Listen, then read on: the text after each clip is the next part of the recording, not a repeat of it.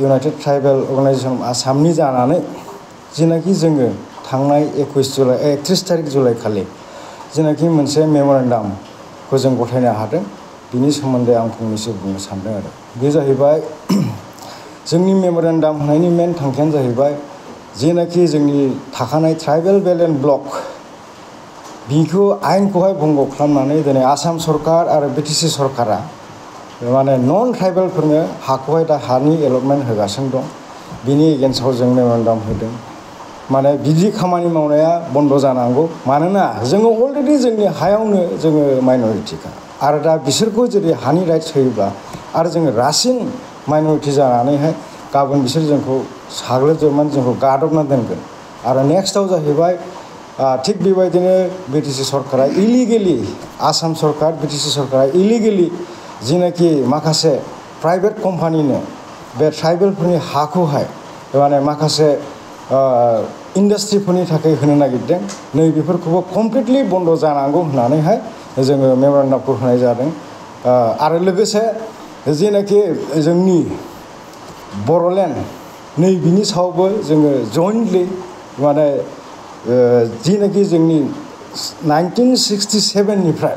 जेनाखि जोङो आन्दलन खालामबोदोंमोन उदयाचलखौ लानानैहाय फैयै फैयै बर'लेण्ड ओमफ्राय बिनि उनाव जोङो मोनब्रै सुक्ति खालामबाय मोनथाम सुक्ति खालामबाय खिन्थु मोनथाम सुक्ति खालामखांबाबो जों दिनैसिम जोंनि बड'फा उपेन्द्र ब्रह्मनि जेनाखि सिमां आरो जोंनि जेनाखि अल बड' एक्स भलुन्टियार फर्सनि जेनाखि सिमां बे दिनैसिम जाफुङाखै दा बेनिखायनो जोङो आरो गोदानैहाय जइन्टलि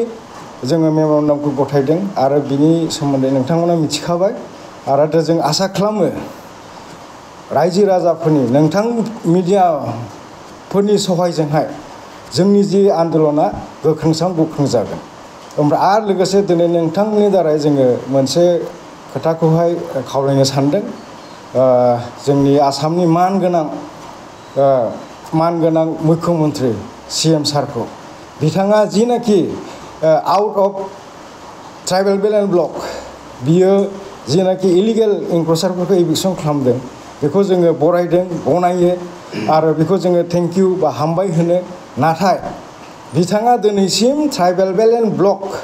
बिनिफ्राय इलिगेल इनक्ल'सारफोरखौ दिनैसिम बियो होनो अर्डार होआखै बा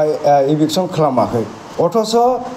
अलरेडि अनारेबल गुवाहाटि हाइकर्टनिफ्राय जोङो खननै अर्डार मोनखाबाय अनारेबल गुवाहाटि हाइकर्टनि अर्डारानो दं अब्लाबो बियो बिथाङा दिनैसिम ट्राइबेल बेल्ट एन्ड ब्लकनिफ्राय इलिगेल इनक्ल'सारफोरखौ इभिक्सन खालामाखै बेनिखायनो जोङो गुरैयै खावलायो आरो डिमान्ड खालामो जेन इमिडियेट जेरैबायदि गुबुनावहाय इभिक्सन खालामगासिनो दं बेल्ट ब्लकखौबो एकदम फ्रि खालामनांगौ इनक्ल'सारफोरनिफ्राय फ्रि खालामनांगौ दा आंनि बुंनांगौआ बिसिनो हामबायसै थेंक इउ जोङो अलरेडि बेखौहाय बै समनिफ्रायनो अप'ज खालामगासिनो दंखायो आरो जोङो लिगेल प्रसेसआवहाय बेखौहाय नांगोन आरो जों बिनि थाखाय जेसेबांनाखि जोंनि ट्राइबेल संगठनफोर दं जों जयैहाय बेवहाय गसंथागोन